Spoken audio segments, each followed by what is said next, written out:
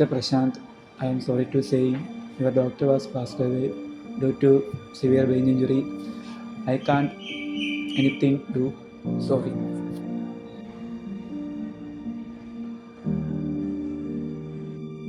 If you are okay to donate your doctor's organ, we can donate. Okay? She will live through others.